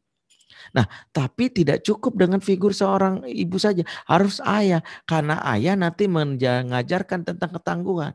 Disitulah seorang ayah menjadi coach bagi anak. Dimulai dari anak-anak diberikan haknya untuk bermain. Saya tidak menemukan riwayat bagaimana Yakub bermain dengan Yusuf. Tapi Yusuf bermain adalah bagian dari salah satu Quran menceritakan bagaimana Yusuf juga sedang bermain. Ternyata bermain adalah bagian dari kesenangan anak, melatih motorik kasar dan melatih ketangguhan juga. Tapi ada riset menarik dan ini penting melatih ketangguhan anak, yaitu permainan terbaik anak di umur 3 tahun adalah 3-5 tahun adalah bermain gulat dengan ayah. Ternyata dalam gulat itu anak mendapatkan yang namanya mendownload kelaki-lakian, ketangguhan, sportivitas. Makanya latihan pertama seperti itu. Termasuk nanti peran ayahnya bagaimana menstimulasi anak-anak untuk bersikap mandiri. Dan itu kalau kita lihat dari sirah, Yusuf dilatih untuk menjadi pribadi yang mandiri. Di salah satunya beliau menjalankan peran dalam rumah. Jadi tidak dimanjakan tapi dilatih untuk bertanggung jawab terhadap urusan. Di dalam kitab sirah disebutkan, dalam kitab Qasasul Anbiya, Yusuf itu selagi di rumah oleh ayahnya, anak-anaknya Yakub kan ada 12. Masing-masing punya pos peran. Ada anak-anak yang ngurusi kambing gembala, ada yang ngambil rumput, ada yang tugasnya berurusan berkaitan dengan urusan kerapihan di dapur. Nah, Yusuf tugasnya itu adalah melayani ayahnya, dan itu bagian dari cara seorang anak untuk bisa survive. Ingat, zona nyaman harus dilatih dengan zona challenge. Anak-anak kalau sudah disapih setelah umur 2 tahun, itu awal challenge-nya dia. Dengan sederhananya bahwa engkau sudah disapih kesenanganmu, keinginanmu, bahwa keinginan itu enggak semuanya dipenuhi. Ingat, salah telat menyapih juga mempengaruhi. Kenapa kita tegas kalau menyapi itu, kita dengan lembut mengatakan nangisnya nggak ada masalah. Karena dia harus tahu bahwa keinginan itu sama kebutuhan berbeda. Allah berikan kebutuhan tapi belum tentu keinginan. Ya, needs and wants berbeda. Kalau anak ya dalam hal ini dipaksa, nggak disapi, nanti dia menjadi pribadi yang terbiasa dengan zona nyaman, akhirnya dia jadi pribadi yang manja. Akhirnya otot-otot kekuatan tangguh dalam dia nggak muncul. Itulah mengapa figur ayah wajib hadir, karena ayah itu raja tega. Ayah raja tega, ayah harus hadir. Ibu-ibu ini nggak disalahkan karena fitrah ibu al-wadud, ibu nggak tegaan. Tapi nggak tegaan ibu khawatirnya berdampak kepada fitrah kelaki-lakian, bagian laki-laki itu hilang. Ya, itulah pentingnya bagaimana tentang masalah tangguhan. Baik ayah bunda, saya nggak pengen akhirnya ini waktunya terlalu panjang, tapi saya mencoba mengurai beberapa poin saja dari materi hari ini. Mudah-mudahan bermanfaat. Mungkin kalau ingin mendalami lebih tajam lagi tentang materi ini, saya punya sharing kelas bersama guru kami Ayah Iwar Rinaldi dan Kak Hilman Al-Bandadi, psikolog. Setiap pekan kami buat sharing kelas, diskusi dan tanya jawab dengan modul yang kami siapkan. Ada 5 tema pokok. 1, mendidik anak laki-laki berdasarkan Islam, 3 kali pertemuan. Mendidik anak perempuan dalam Islam, 3 kali pertemuan. Membayar utang dan membasuh luka pengasuhan, 2 kali pertemuan. Mengatasi kecanduan gadget dan pornografi, 2 kali pertemuan, dan manajemen konflik pasutri, 1 kali pertemuan. Ya, informasinya silakan lihat nanti di room chat. Ya, ada mungkin admin kami yang akan menyampaikan izin ini informasi bagi yang mau terlibat atau mau bergabung dalam sharing kelas. Insya Allah Selasa besok kami mulai sharing kelas batch kedua, tema membayar utang dan membasuh luka pengasuhan. Hutang dan luka berbeda. Hutang salah satunya stimulasi yang tidak diberikan di umur-umur awal yang berdampak nanti anak-anak yang di masa dewasanya kok ada yang kurang. Salah satu contoh hutang pengasuhan, anak-anak yang manja, ya, laki-laki umur 25 tahun nggak berani nikah, kemudian dia mengandalkan dari orang tua, itu namanya hutang pengasuhan. Ya, wallahu a'lam bishawab. Silakan Mbak Nuni untuk memandu diskusi tanya jawab. Alhamdulillah, jazakallah Ustadz. Menarik sekali ya paparan dari Ustadz ini, banyak hal-hal baru yang kita dapatkan, terutama mengenai bagaimana mendidik anak untuk menjadi seorang anak yang tangguh ya tadi. Ibu-ibu atau bapak-bapak yang ada di sini, silahkan bagi yang mau mengajukan pertanyaan bisa raise hand atau bisa juga mengajukan pertanyaan melalui chat ya, nanti akan saya bacakan. Yang sudah ada di dalam chat ini ada dari Ustadz Reddy, atau Ustadz Reddy mau langsung bicara sendiri ya, sudah raise hand. Tafadol Ustadz, silakan langsung di-unmute saja.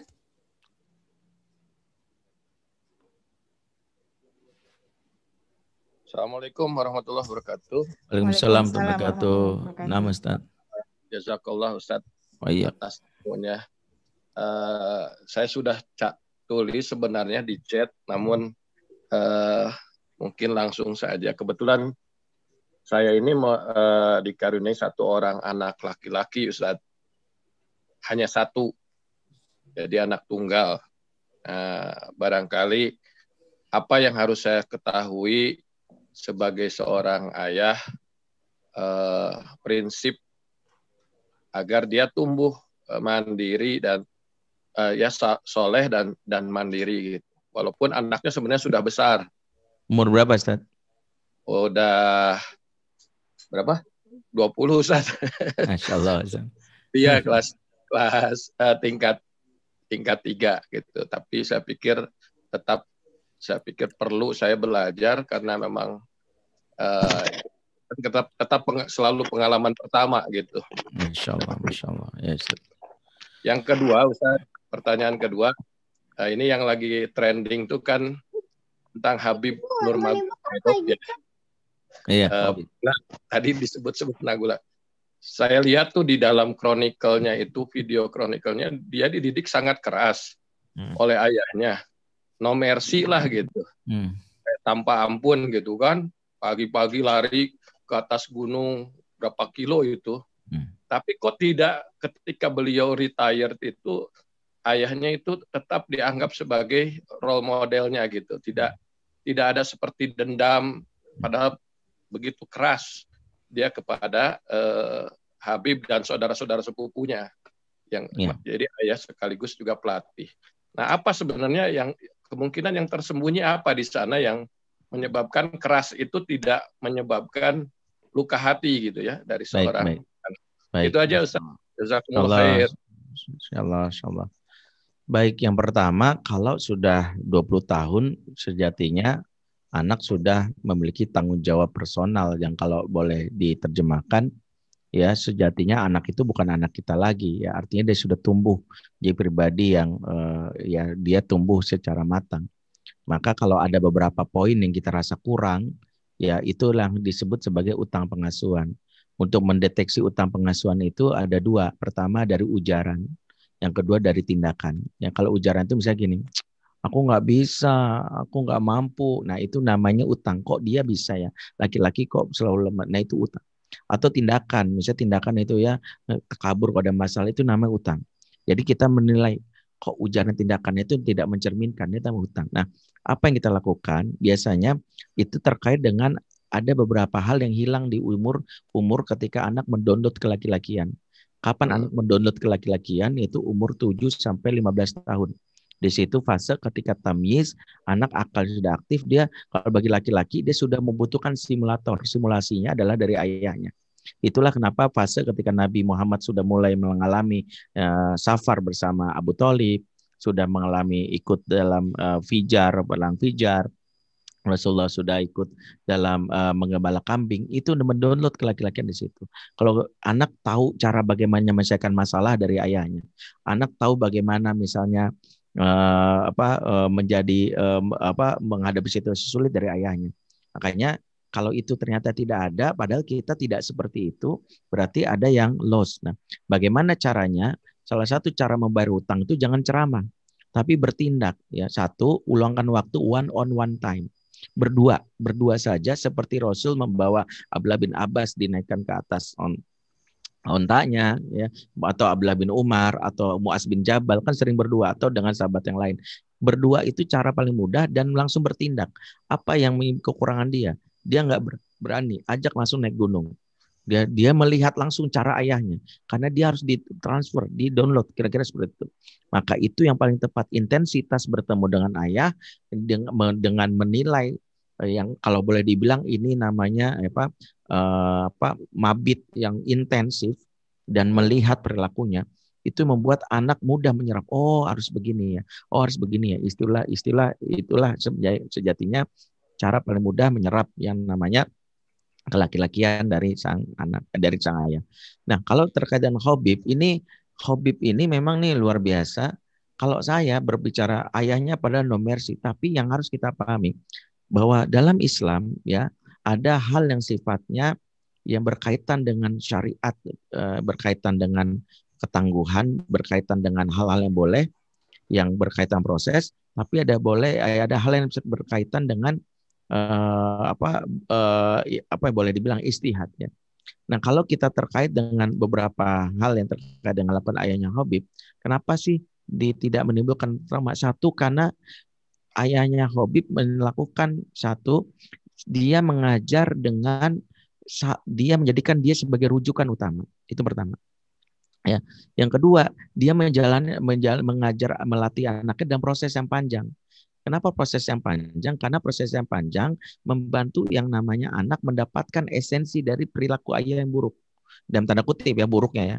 Membuat anak menyadari, oh ini rahasianya. Ini yang dilakukan oleh Syekh Ahmad Quroni ketika menggebuk yang namanya Muhammad Al-Fatih di masa kecil. Digebukin karena mendapatkan izin dari ayahnya Muhammad Al-Fatih dengan kayu, tapi itu ketika sudah jadi sultan, akhirnya sang anak yaitu Muhammad Al-Fatih bertanya, "Guru, aku ingat engkau pernah melakukan ini dan ini. Apa alasanmu?" Kata gurunya, "Aku menanti masa ini. Aku menanti masa ini." Aku jelaskan ya. Kenapa melakukan itu? Karena agar kau sadar bahwa pukulan kezoliman dilakukan satu orang aja berbekas di hatimu. Apalagi kalau kamu melakukan kepada rakyatmu. Jadilah pemimpin yang tidak boleh melakukan kezoliman. Jadi ada nilai di situ. Ya, jadi seringkali, nah maka keunggulan dari ayahanda Habib dari ini adalah dia mengasuh dalam waktu jangka yang panjang sehingga membentuk anak untuk mengkonfirmasi perilaku-perilaku yang tidak nyaman. Sebagian guru mengambil kisah ini atau sebagian mengambil kisah ini boleh mukul, tapi dia jarang datang. Padahal gara-gara jarang datang itu anak perlu banyak referensi lain. Mudah-mudahan paham maksudnya. Gara-gara itu anak akhirnya, oh bapak gua jahat. Kalau ini nggak ada ruang, bapak yang melakukan ini, bapaknya terus. Dan saya yakin dari perilakunya yang keras itu ada kompensasi lain. Kompensasi lain adalah dia memberikan mungkin apakah apresiasi, ya yang namanya ini pasti ada. Tapi keras untuk satu hal, tapi dalam sisi lain adalah mendapat kompensasi, itu penting. Nah, orang tua atau guru yang tidak intens, yang tidak memiliki waktu yang panjang untuk mengurus anak, rentan menimbulkan luka. Kenapa? Karena belum sempat terkonfirmasi oleh anak. Terkonfirmasi itu maksudnya gini, kenapa sih ayah misal mukul, baru mukul ayah itu pergi. Nah itu berbekas tuh, ayah jahat. Tapi kalau ayah mukul, begitu 6 tahun kemudian, tahu nggak kenapa dulu ayah mukul kamu? Karena begini-gini. Oh pantesan, itu muncul tuh. Oh pantesannya itu. Dan itu hanya dilakukan oleh pengasuhan yang intens. Makanya kalau nggak intens bahaya. Ada pengasuh cuman diberi waktu sebulan, ngasuh anak gaplok-gaplok, habis itu anak trauma, habis itu nggak mau lagi. Nah ayah Habib itu dia menjaga betul. Yang kedua, kelebihan ayahnya Habib adalah dia menutup ruang untuk masuknya pribadi lain ke dalam diri Habib. Sehingga itu yang membuat Habib tidak punya alternatif sama bapaknya. Nah di zaman now nggak bisa kita pakai pendekatan ini kecuali kita pastikan anak kita nggak punya gadget, nggak punya apa, hanya kita saja. Sehingga mau nggak mau dia hanya tahu ya memang beginilah pendidikan. Tapi kalau dia dapat misalnya kita keras nih, tiba-tiba anak main ke tetangga kebetulan ada anak muda cowok yang mungkin bandar narkoba tapi dia ramah gitu ya. Dia tukang mau tapi ramah lu. Akhirnya apa? Dia memilih itu karena tidak ada alternatif lain. Nah, saya melihat itu yang menjadi esensinya. Makanya kenapa salah satu yang kita bisa lakukan kepada seorang anak, kalau kita salah satunya pastikan anak kita nggak punya persepsi negatif sama kita. Karena yang dimaksud pengasuhan itu pertama 80% itu persepsi. Luka pengasuhan itu bukan wilayah yang namanya sekedar luka pengasuhan itu wilayah persepsi. Ya, contoh sederhana gini, misalnya ibundanya Zubair bin Awam, itu namanya Sofiyah binti Abdul Muthalib. Itu ngasuh anaknya itu caranya sedikit ekstrim dan ini nggak boleh. Don't try this at home, don't try this at anywhere. Jadi jangan berpikir bahwa kalau ada contoh-contoh yang sukses dianggap benar. Tapi katakanlah ini kalau kata para ulama namanya al-khoto amali, kesalahan prosedur. Ya, tapi insya Allah dimaafkan karena mungkin karena sekeringnya ilmu gitu ya. Karena contoh terbaik itu dari Rasul. Rasul itu nggak memukul, nggak menggampar.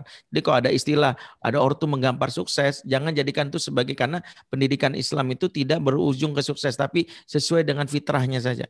Jadi kalau bilang ayahnya Habib, alhamdulillah Allah bantu. Mungkin dengan doa-doanya dia tidak tahu cara yang terbaik, ini cara dia mengasuh. Tapi alhamdulillah Allah jaga mungkin dengan spiritualitasnya, dengan sholatnya. Allah jaga itu dan itu yang paling penting. Nah kalau kita lihat Sofia juga melakukan itu. Zubair bin Awam itu diambil balok, digebugin. Lagi main, gak ada salah, gak ada apa, gak ada angin, gak ada hujan. Main gebugin, dikejar-kejar. Sampai setiap hari gitu. Sampai akhirnya ketika anaknya udah tumbuh besar berkata, kenapa sih Umi mukul aku terus-terusan? Aku kan nggak salah. Kata Sofia dengan polosnya karena dia nggak tahu. Karena Umi nggak mau jadi laki-laki yang cengeng. Bapak kamu udah meninggal. Umi taunya begitu supaya kuat digebugin aja. Tapi kan akhirnya dia menyadari itu salah. Karena dia salah, dia membayar dalam tanda kutip hutangnya itu. Caranya dia akhirnya berjihad jalan Allah dan itu yang membuat Allah selamatkan keturunannya. Makanya jangan jadikan kisah-kisah kekerasan ini sebagai itu buktinya sukses. No, itu tidak menjadi isyarat bahwa karena sukses tidak. Karena dalam Islam pengasuhan itu berbasis cara bukan hasil.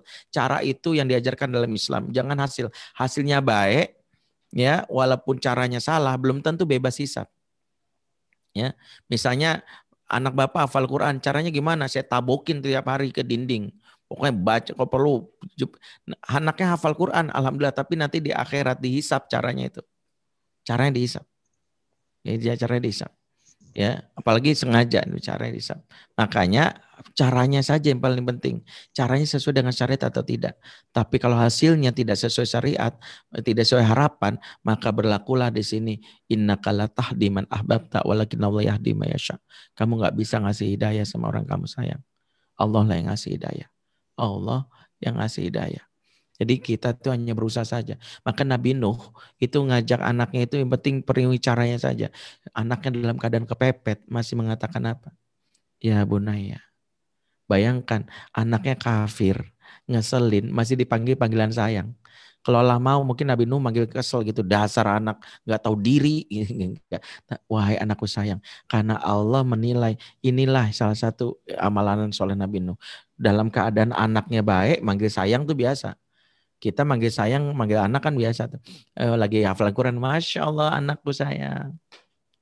Masya Allah gitu. Kita kan gitu.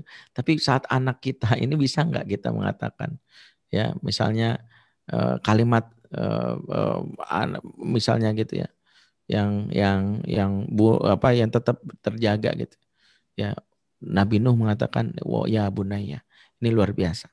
Jadi yang paling penting fokus kepada proses. Kalau cerita Habib itu menginspirasi kita, tentu jangan ditiru karena bisa jadi ada ayah yang mampu menjaga persepsi anaknya ya supaya tetap hormat dan respek, tapi ada juga ayah yang tidak mampu menjaga persepsi karena luka itu tergantung persepsi. Bukan apa yang dirasakan. Keras, bahkan lembut saja bisa jadi salah persepsi. Misalnya ada anak yang nggak dikerasin, ya, tapi anak merasa nggak disayang aja.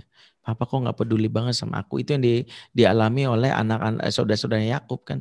Saudara-saudara Yusuf. La Yusufu wa akhuhu ahabu ila abina minna. Sungguh Yusuf dan Bunyamin lebih disayang ayah daripada kita. Itu kan kalau kita lihat bagaimana bisa sayangnya seorang bagaimana mereka menerjemahkan bahwa ini kok Yakub nggak adil ya, lebih karena persepsi. Nah itu persepsi itu yang kita jaga. Karena itulah mengapa sering-sering kita mengkonfirmasi persepsi. Ya, saya nggak tahu. Mudah-mudahan salah satu cara mengkonfirmasi persepsi itu salah satunya tadi satu ya bertanya, menurut kamu papa gimana? Yang kedua, apakah anak ya masih mau ya, memandang wajah kita? Kalau anak ya sampai matanya tidak berani memandang wajah, sampai tangannya nggak berani bersalaman ya karena saking takutnya. Kalau dia menjawab terserah, itu tandanya udah luka karena luka itu berkaitan dengan rasa tidak nyaman. Nah, saya nggak tahu ya, mungkin mudah-mudahan ayahnya Habib itu walaupun keras, sepertinya dia mampu menjaga persepsinya. Buktinya sorotan matanya ini masih pede ya. Sorotan matanya Habib ya, karena salah satu efek paling fatal dari kekerasan yang membuat anak luka itu adalah mata yang tidak berani memandang wajah orang lain. Saking bahwa hati terinjak-injak menyebabkan mata sebagai jendela jiwa tidak berani terbuka. Wallahu a'lam bishawab. Jazakallah Ustadz atas jawabannya. Sudah ada 2 orang lagi yang raise hand, tapi saya mau bacakan dulu ada pertanyaan sebentar, ini kok layar saya agak berubah, sebentar saya maximize dulu. Afwan. Ya, ada 2 pertanyaan yang sudah dituliskan di dalam chat. Yang pertama dari Ibu Ria Fitriani. Pertanyaannya adalah keponakan Ibu Ria ini anak laki-laki usia 4 tahun. Sering kalau kesal dan tidak berkenan di hati dia selalu teriak-teriak, marah, dan kadang-kadang pukul-pukul ibu dan ayahnya. Jika diperlakukan tegas semakin marah. Bagaimana cara mengatasinya? Itu pertanyaan pertama. Kemudian yang pertanyaan kedua. Satu aja dulu kali ya. Satu dulu boleh, silahkan. Ya. Jadi kalau terkait dengan anak yang marah, kesal, suka teriak-teriak, itu bisa jadi indikator yang disebut tantrum frustratif. Tantrum frustratif itu adalah ketidakmampuan anak dalam mengelola isi perasaannya, yaitu ketika dia kering kosarasa dan kosakata. Jadi dia tidak punya bahasa yang membuat dia bisa menampilkan perasaan itu. Itu yang membuat sebagian besar anak laki-laki itu akhirnya melampiaskan dengan mukul, mau nendang, dan guling-gulingan karena kosarasa kosakatanya. Maka salah satu PR menjaga anak-anak kita supaya tidak melampiaskan energi marahnya dengan mukul, dengan mengamuk atau apapun, melatih kosarasa. Contoh sederhana, kalau dia marah sebut abang marah banget ya. Peluk dan tegas, nggak usah ada negosiasi. Kalau dia ini kerasin aja ini, tapi nggak boleh sampai anak merasa kesakitan. Intinya mencegah. Sebut abang marah ya. Gak boleh begini, istighfar, astagfirullahaladzim, bukan. Abang marah, abang kecewa ya. Semakin banyak kosakata, kosarasa, dia punya kalimat itu membantu ya. Karena itu memang ini dipengaruhi dari umur 0 sampai 4 tahun. Mengapa anak-anak di umur ini ibunya harus banyak bicara supaya anak memiliki banyak kosakata, supaya kosakata ini mempengaruhi. Karena itu terapi terbaik anak-anak di umur ini banyak bacain buku. Banyak bacain buku sastra atau apapun membantu anak untuk bisa mengungkapkan perasaan sehingga tidak dilempar. Yang kedua, salah satunya adalah menuliskan energi negatifnya dengan kertas atau apapun. Itu juga bisa dilakukan. Ya. Dan kalau misalnya ditegasin semakin marah nggak ada masalah ya, tapi yang jelas kita tidak ada negosiasi karena anak kalau tantrum frustratifnya tidak selesaikan nanti ada tantrum manipulatif. Tantrum manipulatif itu adalah karena kita kalah dalam melakukan negosiasi karena padahal authority is otoritas itu milik orang tuanya. Ya, father orang tua yaitu ayah dan bundanya. Jadi jangan sampai lagi tantrum frustasi, ya udah deh, ya udah nanti dibeliin permen nih, dibeliin ini. Nanti bahayanya adalah anak belajar tantrum manipulatif. Tantrum manipulatif itu adalah anak punya pola. Oh, kalau pengen dipenuhi harus teriak-teriak. Oh, kalau pengen diberikan itu harus guling-gulingan. Nggak boleh begitu. Karena itu kalau anak tantrum frustratif cukup bilang, Ade boleh nangis, Ade boleh marah. Mau mukul-mukul tapi nggak boleh ya. Ketika mukul tendang aja. Oke, silakan nangis nak sampai dia nangis puas. Dan itu butuh energi kesabaran. Tapi nanti efeknya 3 kali, 4 kali dia akan tenang. Tidak ada negosiasi. Ya, Wallahualam bishawab. Baik, untuk menyeling sebenarnya masih ada 2 pertanyaan lagi di chat, tapi saya persilahkan dulu Mbak Dewi Indriani untuk di-unmute. Silahkan yang sudah raise hand dari tadi. Silahkan Mbak Dewi jadi mengajukan pertanyaan.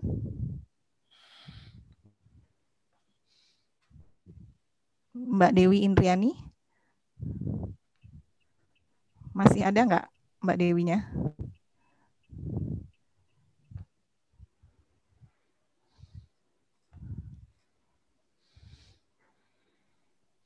Halo, Assalamualaikum. Ya, Waalaikumsalam. Waalaikumsalam, silakan. Ya, bagaimana cara membayar pengasuhan, tapi ini bukan anak, tapi suami. Utang pengasuhan maksudnya. Utang pengasuhan atas suami. Biasanya kan banyak masalah tuh kalau misalnya ya suami saya pasti masing-masing punya utang pengasuhan ya. Tapi kalau misalnya ini kan lebih ke peran ayah, tapi dia masih memiliki, orang tua dia masih memiliki hutang pengasuhan. Nah, ini bagaimana dengan peran istri menyeimbangkan antara mengasuh anak-anak dan mengasuh bapaknya gitu. Bagaimana Ustaz?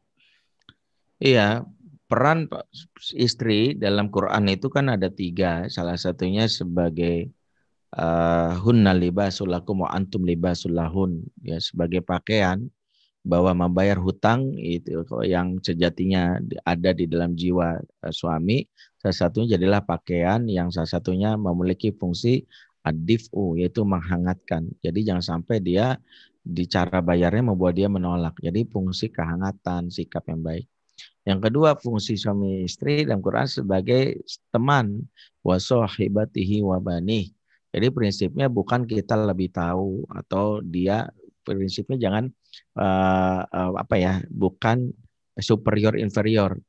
Ya, dan itu membuat suami nggak nyaman, seolah-olah dia menjadi pribadi inferior ya. Kamu kan banyak utang pengasuhan ya Mas. Tidak, dia harga dirinya perlu dijaga.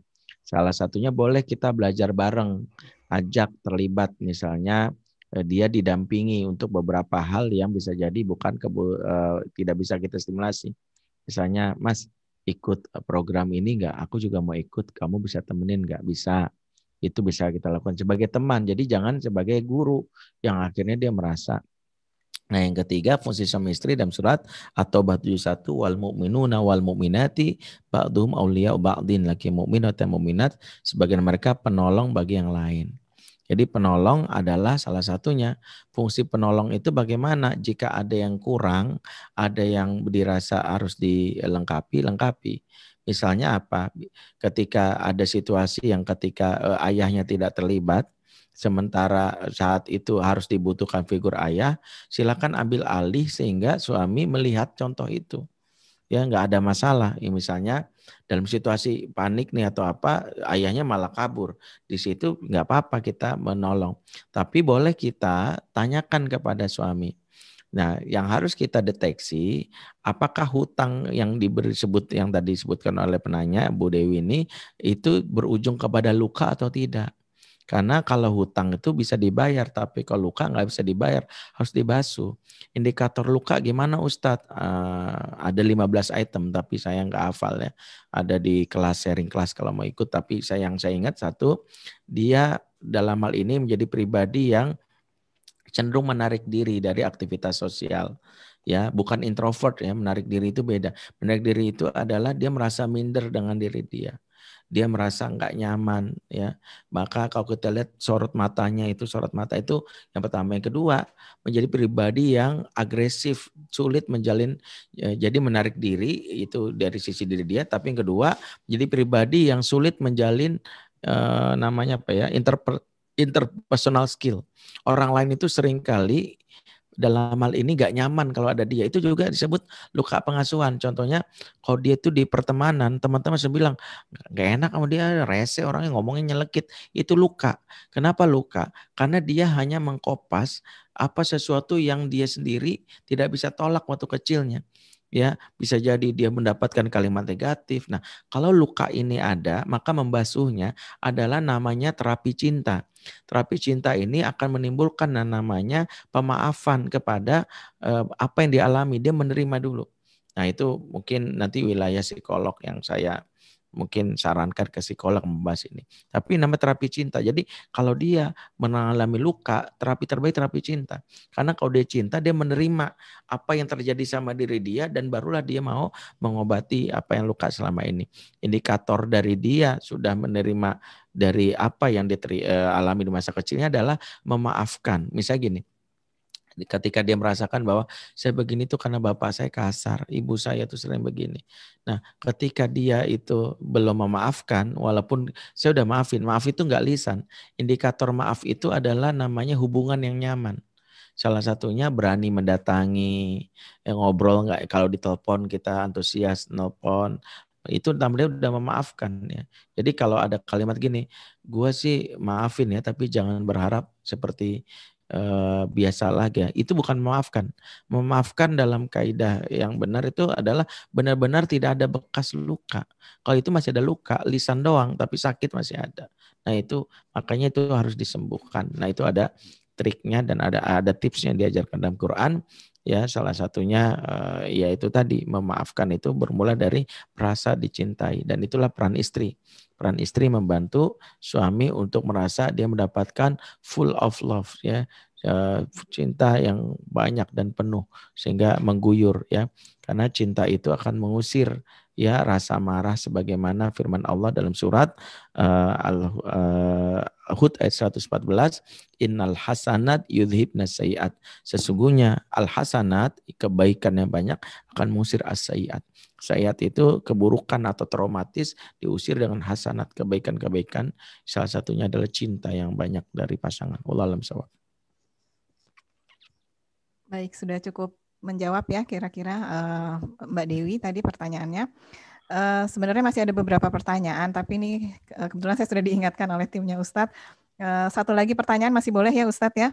Ada dari Ibu Eva, bagaimana cara berkomunikasi dan pengasuhan dengan anak usia 12 tahun karena sering terjadi miskomunikasi dengan mungkin ini masuk usia pubertas ya. Jadi sudah mulai peralihan dari masih anak-anak ke masa remaja. Untuk pertanyaan lain, jika waktunya tidak memungkinkan, mohon maaf ya, mungkin nanti bisa lewat chat.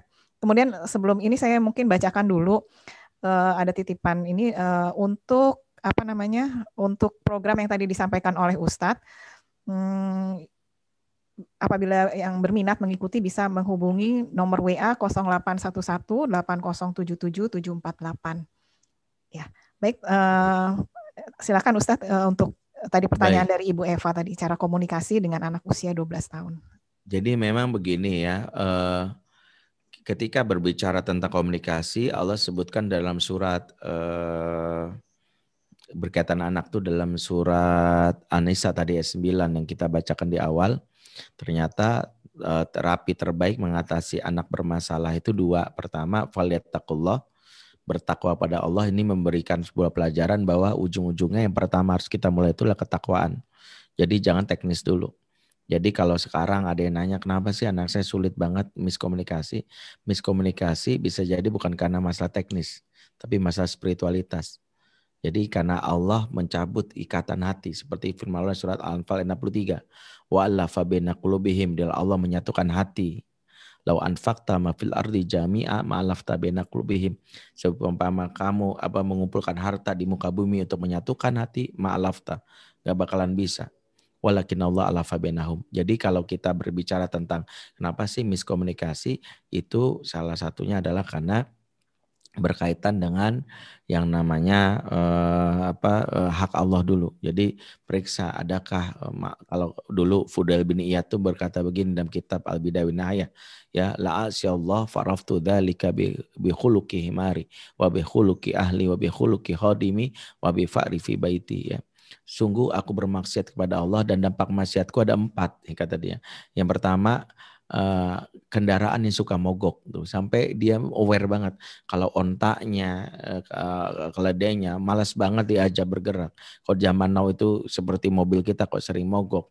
Ingat doa naik kendaraan itu mengajarkan isyarat bahwa kendaraan itu bukan milik kita. Subhanalladzi sakhlana hadza wa ma kunna lahum muqrinin, kan gitu ya. Masya Allah yang mengendalikan, ya. Jadi mengendalikan kendaraan itu adalah Allah. Jadi kalau jelek sama Allah, resikonya ke kendaraan, kata ulama. Yang kedua adalah dari kelakuan pasangan dan anak. Jadi kalau anak nyebelin, sulit diomongin atau pasangan gitu, itu biasanya bisa jadi dari dosa kita. Yang ketiga dari kelakuan pembantu yang ngeselin, anak buah yang sulit ditaat. Yang keempat adalah bahkan tikus masuk ke dalam rumah. Jadi ulama-ulama dulu kok tikus masuk dalam rumah itu bukan ngusirnya pakai kapur barus. Ya banyak istighfar, ngajak ngobrol, ya. Ya far anta ta'ti bisababi masyati al'an atubu ilallah la ta'ti abadan. Ya wahai tikus, kau datang tersebab dosa-dosaku kepada Allah. Mulai hari ini aku bertobat kepada Allah dan jangan pernah datang lagi selamanya gitu. Jadi dulu tikus diajak ngobrol gitu. Jadi maksudnya untuk memberitahu ini makhluk. Kenapa hewan fasik itu datang ke rumah-rumah yang banyak dosanya, tikus, ular, kalajengking gitu. Jadi sebagian ulama mengatakan tidaklah hewan-hewan tersebut datang kecuali menyadari bahwa pelaku rumah tersebut ada dosa yang membuatnya nyaman berada di rumah tersebut.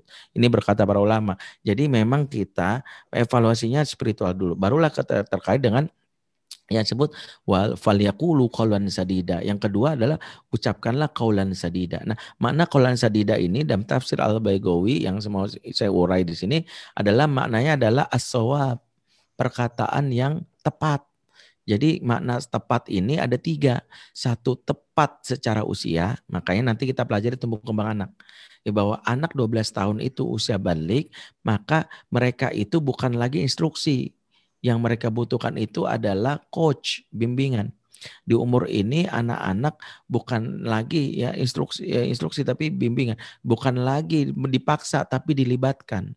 Makanya ketika Nabi Ibrahim berbicara sama anaknya Ismail, dia nggak bilang gini, kan ini perintah Allah, nggak ujuk-ujuk diseret. Mau kemana ya? Udah diem aja, mau disembelih, nanya mulu, nggak begitu kan? Yang dilakukan apa? Ya bunaya ini arafil manami ani azbahuka fangzur madza tara. Wahai anakku, ayah bermimpi di malam hari sini Allah menyembelihmu. Bagaimana pendapatmu? Ini thinking skill. Jadi anak merasa dilibatkan itu namanya dialog. Jadi anak 12 tahun itu dijelaskan namanya contextual word-nya. Ya, contextual word jelasin. Nah, sebagian komunikasi itu karena kita nggak jadi coach. Kalau coach itu rumusnya the power of question. Suatu hari misalnya saya punya anak yang kuliah di Al-Azhar. Ya, suatu hari nelpon saya pengen nikah gitu ya. Itu bikin uminya itu sempat, Mi, aku mau nikah ya Mi, dan gak tanggung-tanggung, boleh nggak langsung 2 Mi? Itu juga bikin abinya 1 nih mesti 2 gitu. Dan itu sempat bikin kita dulu kalau ya mungkin saya belajar, istri saya psikolog ya. Jadi kalau ya saya juga belajar memahami bahwa ya, dulu pendekatan saya kan pendekatan ayat apa-apa. Nah ingat ya, Allah berfirman Al-Quran kan gitu, tentang ustadz gitu ya. Kata istri saya, Bi, nggak begitu kalau anak udah remaja.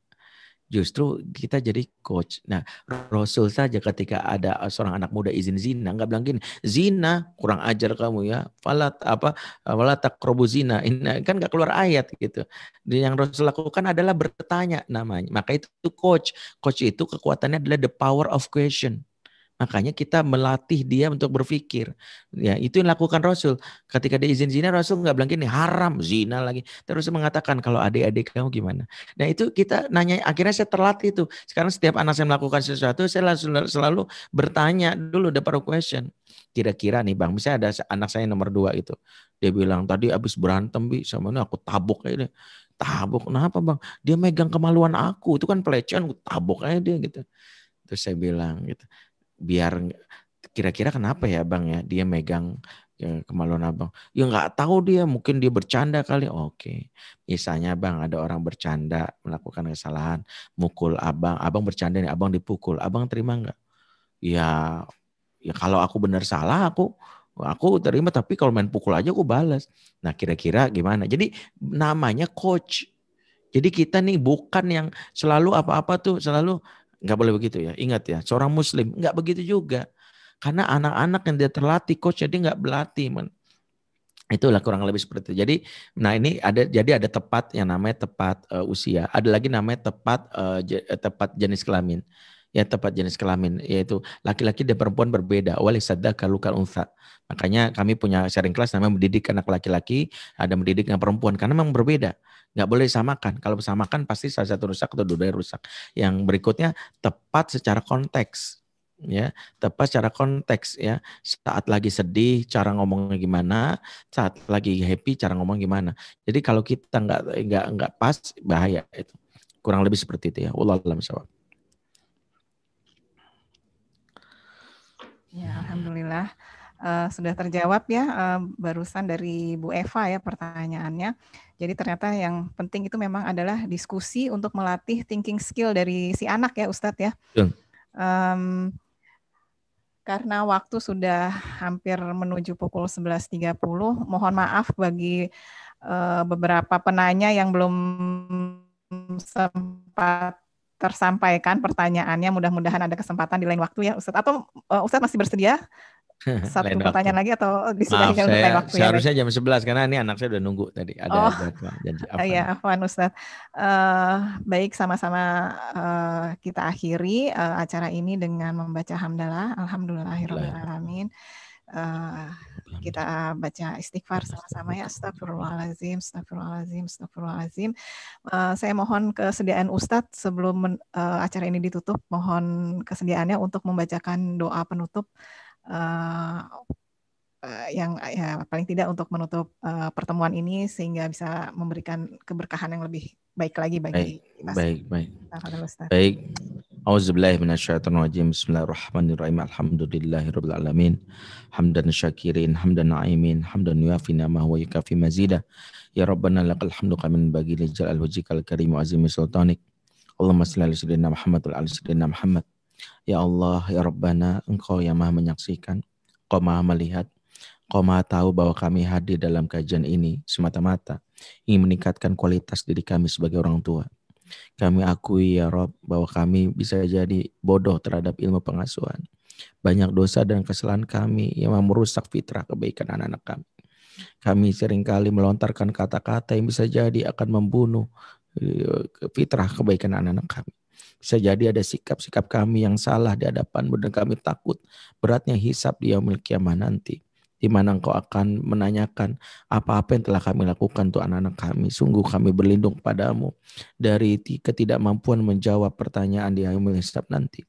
Izinkan kami menambah ilmu pengetahuan kami, berinteraksi dan berdiskusi dengan banyak ahli, agar kami bisa memberikan hak anak-anak kami, agar kami bisa membayar hutang-hutang yang pada anak kami, dan kami bisa membasuh luka yang sekiranya telah kami lakukan. Ya Rabbana, sungguh kami mengharapkan agar bisa memiliki umur yang panjang dan ketaatan kepadamu, agar kami bisa melihat hasil dari buah pengasuhan kami, dan izinkan kami mati membawa bekal amal soleh di saat lisan ini mampu mengucapkan kalimat la ilaha illallah. Dan jauhkanlah kami dari kematian yang hina, kematian yang di saat itu kami melakukan dosa dan maksiat. Kami berlindung kepadamu dari kematian di mana kami telah menyakiti orang-orang sekitar kami. Ya Rabbana, jauhkanlah kami dari kematian-kematian yang hina tersebut. Ya Rabbana, sungguh kami mengharapkan bisa masuk surga bersama-sama dengan pasangan kami, anak-anak kami, seluruh anggota keluarga kami, anak bapak ibu kami, dan sekarib kerabat kami. Izinkan kami bisa berjumpa di akhirat nanti dengan kekasih hati kami, baginda Rasulullah SAW. Izinkan kami mendapatkan syafaat dari beliau.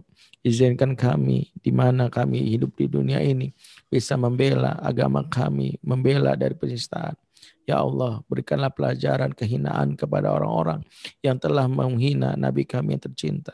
Berikanlah pelajaran kepada mereka. Hancurkanlah barisan mereka dan membuat mereka beri jalan hidayah. Menjadikan momen ketika Nabi dihinakan dengan penggambaran kartun yang dilakukan oleh beberapa orang di Prancis menjadi jalan hidayah orang-orang mengenal Islam, agar mereka semakin mencintai agama ini.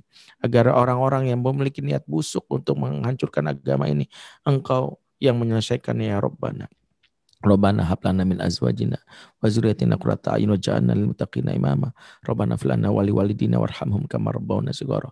Rabbana atina fid dunya hasanah wa fil akhirati hasanah wa qina adzabannar. Subhana rabbika rabbil izzati amma yasifun wa salamun alal mursalin. Alhamdulillahirabbil alamin.